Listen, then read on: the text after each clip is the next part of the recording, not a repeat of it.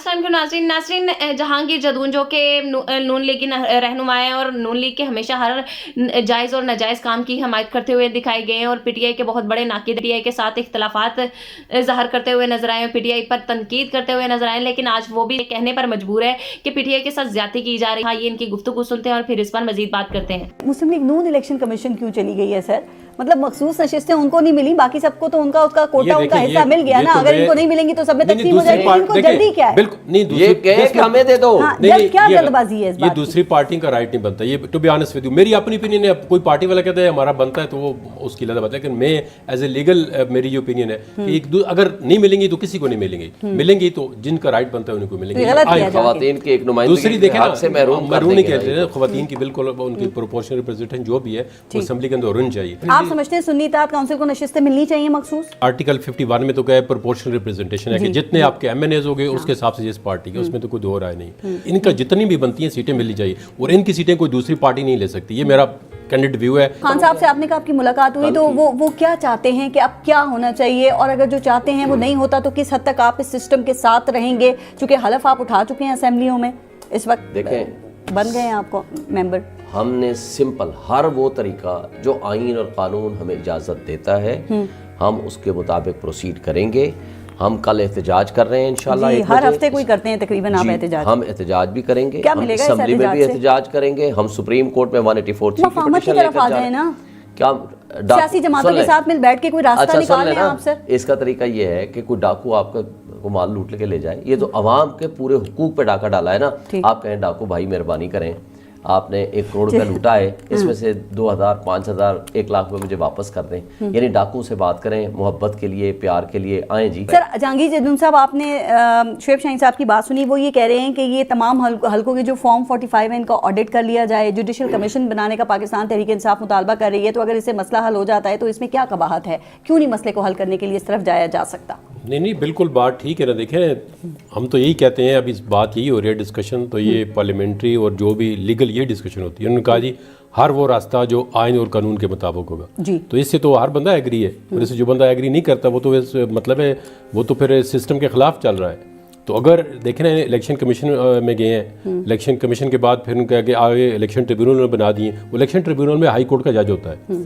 अब ये बात में शायद मेरे साथ ये इत्तेफाक करें ना करें, इलेक्शन ट्रिब्यूनल का मतलब ये है कि आपके केसेस वहाँ पे डिले होते हैं जी, कि इलेक्शन ट्रिब्यूनल में जो डिसीजन आते हैं वो बाज़ को 3 साल के बाद आते हैं। अगर मैं चाहता हूँ कुछ लोग हमारी इस तजवीज़ को एग्री करें कि इलेक्शन ट्रिब्यूनल कम से कम 6 महीने में एक एमएनए या एमपी का जो भी इलेक्शन है उसे जो भी फैसला करना है वो कर दे। 5 साल लग गए थे, ये गलत है। इसीलिए तो हर आदमी जो है मुझ समेत इलेक्शन ट्रिब्यूनल से डरता है कि इलेक्शन ट्रिब्यूनल में अगर केस चला गया तो इसका मतलब है आपका जो दुरानिया है वहाँ का एविडेंस रिकॉर्ड करने का और केस का वो लंबा हो जाता है। तो कोई जो शख्स है सियासी भी, उसको इलेक्शन ट्रिब्यूनल पे सिर्फ इसलिए इत्मीनान नहीं होता कि वहाँ पे जो टाइम है वो ज़्यादा लगता है। और जब हाई कोर्ट के, नहीं एक मिनट मुझे बात, हाई कोर्ट का जज होता है वही ट्रिब्यूनल है हर जगह पे, केपी में भी, बलूचिस्तान में भी, कराची में, सिंध में भी, और पंजाब में भी, और इस्लामाबाद में भी। अगर इलेक्शन ट्रिब्यूनल इनके फैसले करें, देखें ना, हम तो चाहते हैं कि जिसके साथ भी ज्यादती हुई है फॉर्म में, ये कोई मेरा हाल जो सेंस रखने वाला बंदा है वो ये कभी नहीं कहेगा कि इनके साथ ज्यादती हुई तो ज्यादती ठीक हुई है। आपको इनकी ज्यादतियों का बड़ा दुख है, वो मुझे पता है। शुएब शाहीन साहब आपके दोस्त भी हैं, इनका तो स्पेशल दुख होगा, लेकिन आप क्या चाहते हैं कि जो इलेक्शन ट्रिब्यूनल है वो 6 महीने में फैसला करे? ये फैसला होना चाहिए या जुडिशल कमीशन बनना चाहिए?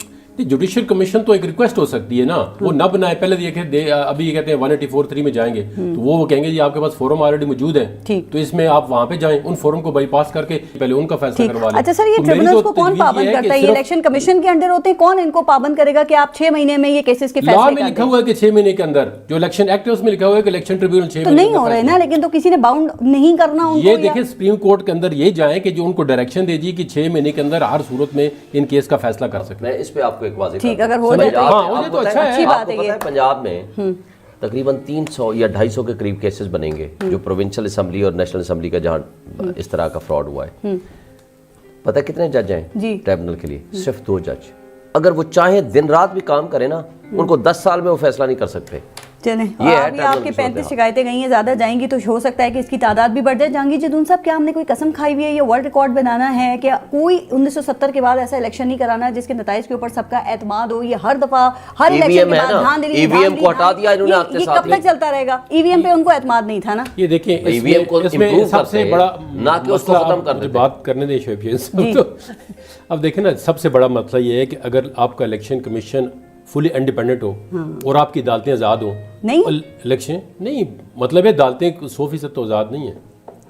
چلیں شکر. نہیں, الیکشن کمیشن تو آزاد ہے نا. نہیں, الیکشن کمیشن بھی دیکھیں نا, ہر چیز سے آزاد ہے, قانون آئین سے بھی آزاد ہے. یہ تو سیاسی بات کرتے ہیں, لیگل بات یہ کہ دیکھیں آپ کو آئینی اور قانونی ذمہ داری الیکشن کمیشن پاکستان کی ہے کہ وہ الیکشن کو ٹرانسپیرنٹ بنائے. اب وہ کوشش میں ناکام کیوں ہوئے ہیں, اسی کیا سرکمسٹانسز ہے یہ آگے. لیکن ابھی آپ دیکھیں نا اسمبلیوں کے اندر جو ماحول ہے, کوئی گھڑی لہرا رہا ہے, کوئی گھڑی چور کہہ رہا ہے, کوئی مینڈیٹ چور کہہ رہا ہے. اب یہ 5 سال نہیں چلتا رہے گا سر. اب پارلیمنٹ کے اندر آپ جوتے گھڑیاں 10 لوگ بیٹھے نا, ڈاکو بیٹھیں گے تو ان کی کیا تکلیف ہوگی. دیکھیں نا, دیکھیں یہ اس سب سے دیکھیں سب سے بڑی بات یہ ہے نا, چور اور ڈاکو کا لفظ نہیں 2017 میں انہوں نے عوام کے حقوق پہ ڈاکہ ڈالنے بھائی ڈاکے کے لیے دیکھیں آپ کے پاس فورم موجود ہے نا. اب دیکھیں ڈاکے کا فیصلہ اور میں آپ کر سکتے ہیں. اب مفاہمت کا پیغام دینا چاہیے تھا نا. پنجاب اسمبلی کے پہلے اجلاس میں بھی ہم نے دیکھا کہ وہاں پر بھی کیا ہوا, نہیں وہاں پہ بھی چور چور کے نعرے لگ رہے تھے. قومی اسمبلی کے اندر بھی آپ دیکھ لیں, اس نے کہا جی ہم آپ کے ساتھ مل کے کام کرتے ہیں. جب دیکھیں 2018 میں جب پہلی دفعہ اسمبلی کے اندر عمران خان آیا, بلاول بھٹو زرداری اور شہباز شریف دونوں نے کھڑے ہو کر اس کو کہا ہم آپ کے ساتھ چلے جاتے ہیں, ہمارے ساتھ چارٹر آف اکانومی کر لیں, ہم اپنی سیاست کریں, ہم اپنی کریں گے, ہماری سیاست علیحدہ علیحدہ ہے. لیکن عمران خان نے کہا میں چوروں کے ساتھ نہیں, یہ چاہے پارلیمنٹ کے اندر لوگوں کے ساتھ بیٹھیں, ان سے بات کریں, ڈائلاگ کریں. وفاق میں پاکستان پیپلز پارٹی جو ہے وہ حصہ بننے کے لیے تیار نہیں ہے, یا حصہ بننا آپ قبول نہیں کر رہے, اس کی کیا وجہ ہے؟ کیا دیگ اس لیے کہ بہت بھاری ہے اور ذرا سی بھی اگر ہلی تو ساری الٹ جائے گی اور کسی کو کچھ نہیں ملے گا, یا پھر پرفارمنس نہ دکھانے کا ڈر اور خوف ہے چونکہ حالات بہت خراب ہیں نا اس وقت؟ دیکھیں ہم تو بالکل حالات خراب ہیں, اور یہ جو گورنمنٹ ہے یہ کوئی آسان نہیں ہے, کانٹوں کا تاج ہی ہے جس طرح سب لوگ کہہ رہے ہیں. لیکن ہم تو چاہ رہے تھے کہ جن کو زیادہ سیٹیں ہیں, پی ٹی آئی جو سپورٹڈ لوگ تھے ان کو حکومت بنانے دی جاتی. لیکن آپ نے دیکھا کہ جو ان کی انفلیکسیبلٹی تھی, جو ان کے بانی چیئرمین میں تھی, پھر وہ ٹرکل ڈاؤن ہوئی, وہ کسی سے بات کرنے کے لیے تیار نہیں تھے.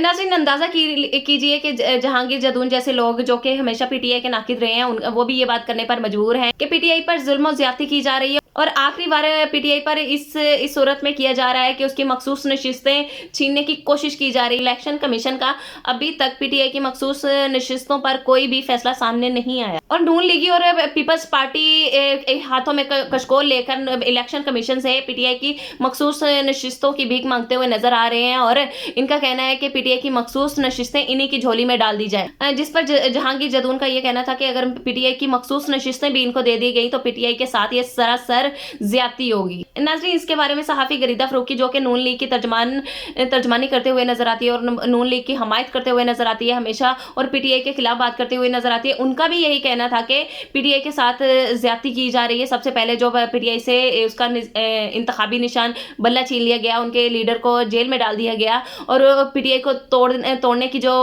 بھرپور کوشش کی گئی, اور اب اس سے بھی چین نہ آیا تو پی ٹی آئی کی جو مخصوص نشستیں ہیں اس کو چھیننے کی کوشش کی جا رہی ہے. ناظرین اس سے صاف ظاہر ہے کہ پی ٹی آئی کے ساتھ جس قدر زیادتی کی جا رہی ہے, اس پر وہ نون لیگی رہنما ہو یا نون لیگی صحافی, وہ بھی اپنے ضمیر کی آواز سنے بنا رہ نہیں رہے. ناظرین انسان کا ضمیر جتنا بھی سویا ہو لیکن وہ کبھی نہ کبھی انسان کو ضرور جھنجھوڑتا ہے, اور یہی ثبوت ہے کہ نون لیگی رہنما اور نون لیگی صحافی بھی پی ٹی آئی کی حمایت کرتے ہوئے نظر آ رہے ہیں, اور ناظرین عوام بھی اس سے بیزار ہو چکی ہے. ناظرین آپ کا اس بارے میں کیا کہنا ہے؟ اپنی رائے کا اظہار بھی ضرور کریے گا, چینل کو سبسکرائب ضرور کریے گا.